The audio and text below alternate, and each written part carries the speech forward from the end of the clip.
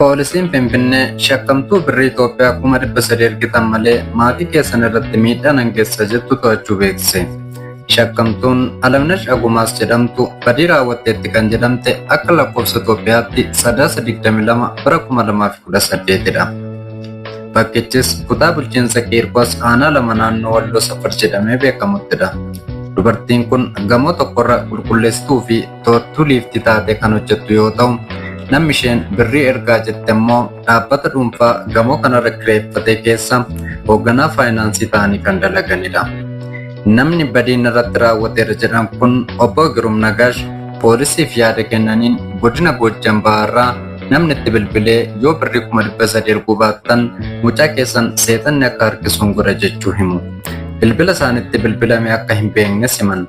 Poolisiin teekinooloojii fayyadamuun sagalee abbaa bilbiluu adda baasuuf yaaluu ibseera.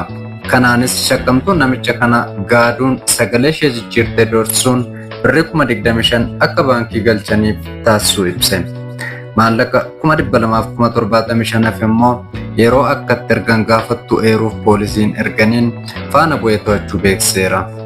Kun Giddoo Baayogiraafiidha.